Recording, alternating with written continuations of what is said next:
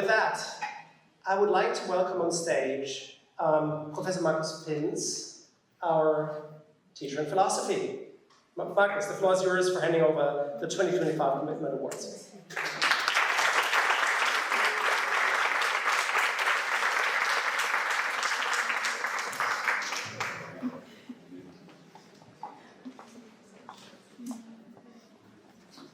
Dear graduates, dear Professor Rockenbach, dear Professor Goldhelm, dear faculty members, dear Brandt School team, and dear friends and family. What's the point of studying in times of artificial intelligence? What's the point of writing homework, writing essays in ethics, if you have large language models that can do it better or faster? So what's the point in sitting here? What distinguishes us from AI?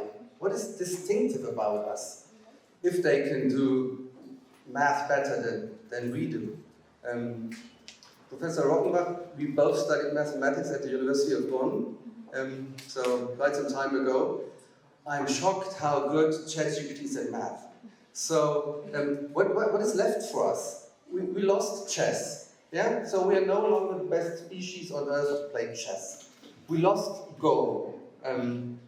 Have we lost morality? I mean, if you ask ChatGPT to write an ethics essay, and I'm pretty sure you haven't done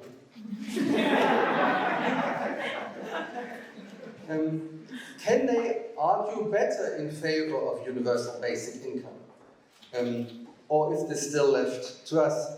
So, yes, what distinguishes us from artificial intelligence is that we are humane.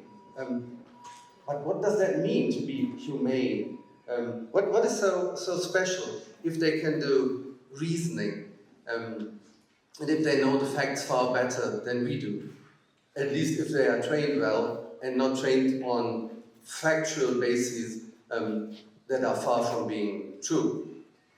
So, what perhaps differentiates us, what makes us distinctive, is perhaps that we are passionate, that we have passions, that we are people who have strong feelings, and these strong feelings motivate us more than perhaps, at least for now, an AI can be motivated. And we can be committed. So now we talk about the Commitment Award. So in Professor Rockenbach's Brandt lecture, she asked us to stay committed for freedom of science, academic freedom.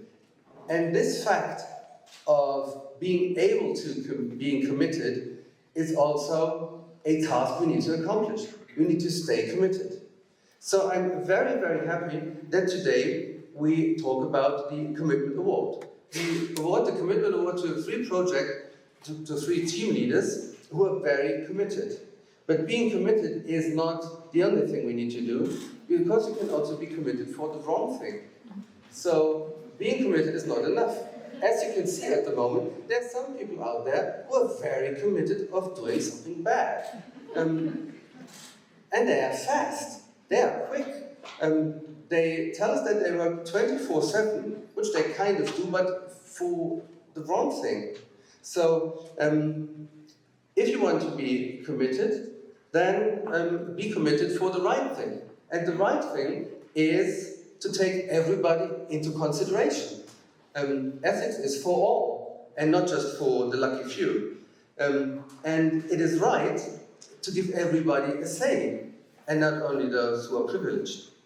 And it's also right to think things through, and let the better argument win, and not the louder argument.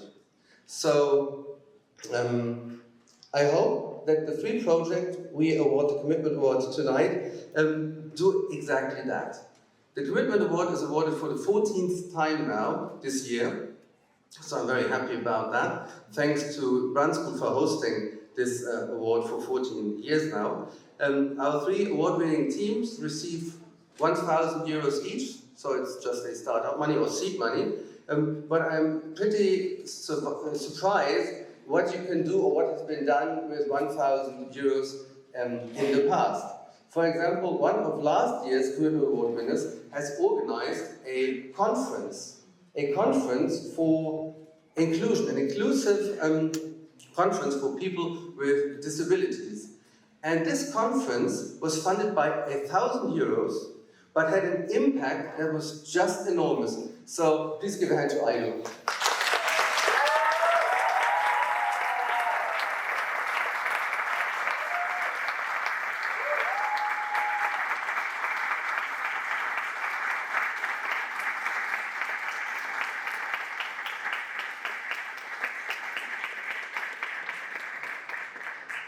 I was deeply impressed by your conference. I watched all the videos, I had a look at all the pictures, read all the reports.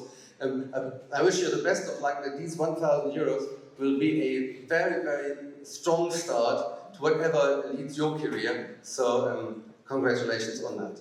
And I hope that this year's winners will have the same amount of luck and impact. I mean, we also need a little bit of luck so that this is so that we can do whatever we want to achieve. And so our first winner tonight is a project from Kenya, and as it is a good tradition, we'll have a short interview. So please welcome Frida Akumu Onyango with her project.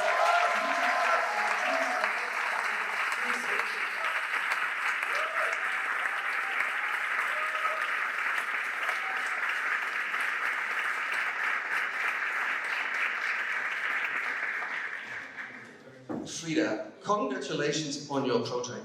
What is your project about? Hello, you have heard, my name is Frida Onyango from Kenya. My project is known as Mvita Adult and Continuing Education, where we teach adults and now inmates how to read and write, and also they're able to continue with their secondary education, and after that they are able to graduate, do the national exam, and join national higher education centers such as universities and colleges. Thank you.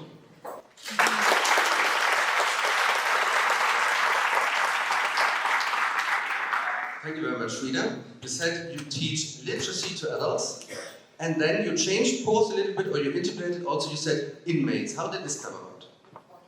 So, since we are under the education system of Kenya, we were able to talk to, there's a prison where our center is located at. It's known as Jelabarigi Prison, where we were able to talk to the head, the person in charge of the prison, so that we can offer literacy classes and also continuing education, secondary education to the inmates, and they were able to give us that opportunity. So currently we are teaching inmates how to read and write and also continue with the secondary education. Yes. Thank you very much. Your project is based in Kenya, and you said that your project is affected by the current political situation in Kenya. Tell us a little bit about the current situation in Kenya. Currently, if you watch the news in Kenya, there have been a lot of political instability, especially caused by the president, whereby, as we know, the constitution says all the mandate and all the rights belongs to the people. But the government, the policy they're coming about, they don't want to listen to the views of the people, especially the young people. Like last year, there was this introduction of finance bill, where it will introduce taxes on basic foodstuff, for example, bread, making basic commodities becoming expensive and raising the standards of living of the people. So this is actually right now what the Gen Zs are fighting for, but the government doesn't want to listen. And yes, that's it. Thank you very much. So, congratulations on the 2025.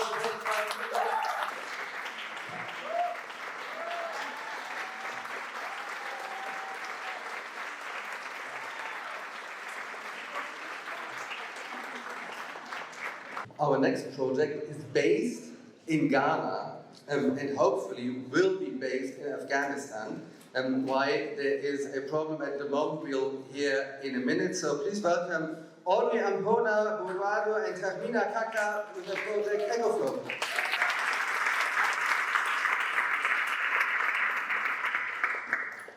Audrey, Tahmina, your project is called EcoFlow.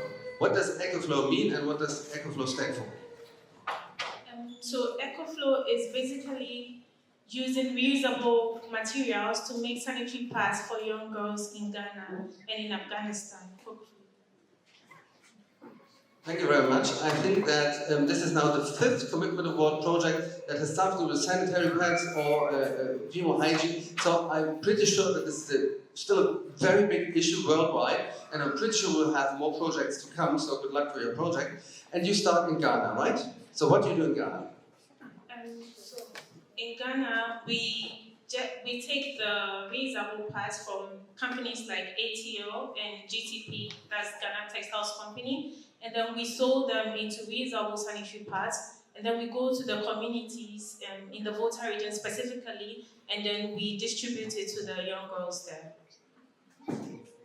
Thank you very much. And you wanted to start in Ghana and in Afghanistan. So what's the situation in Afghanistan? Thank you.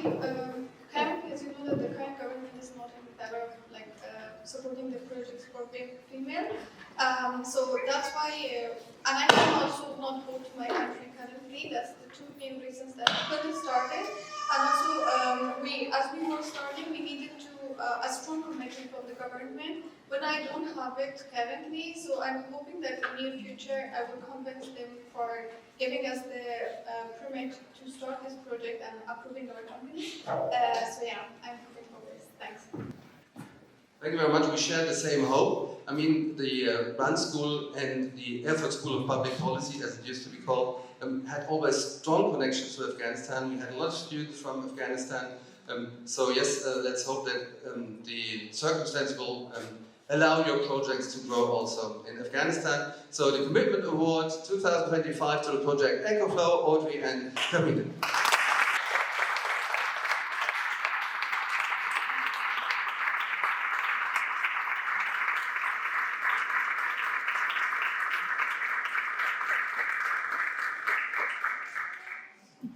And our last project, our last winning project goes to India. So welcome Yashashwini Nath and her project Halal Bowl.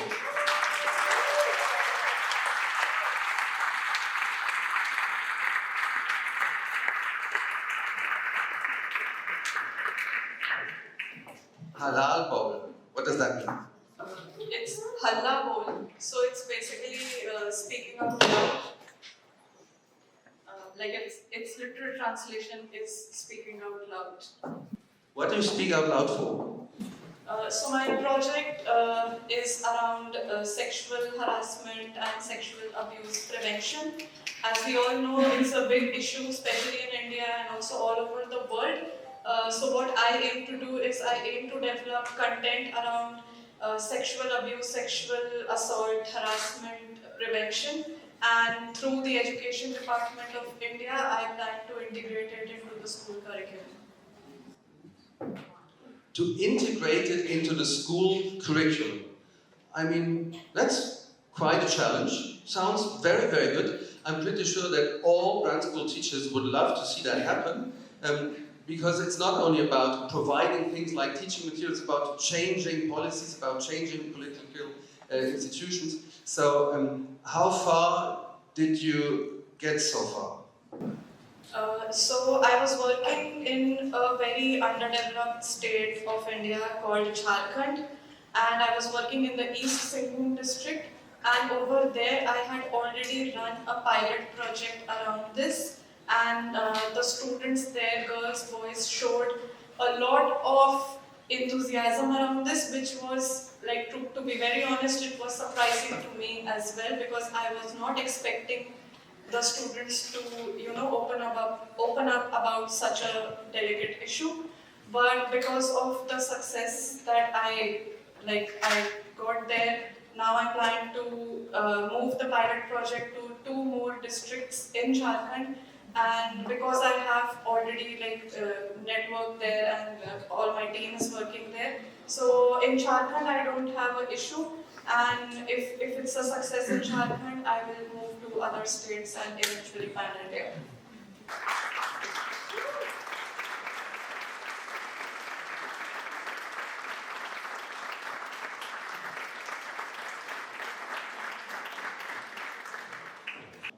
Okay, so this was the Commitment Award 2025.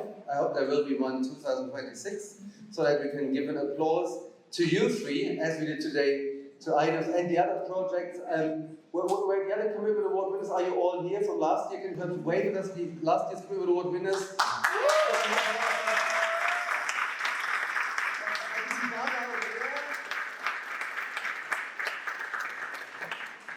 Very good. So at the end, you always hear do this, do that at the end of commencement speeches or speech declarations ceremonies. So my only plea is stay committed. Thank you very much.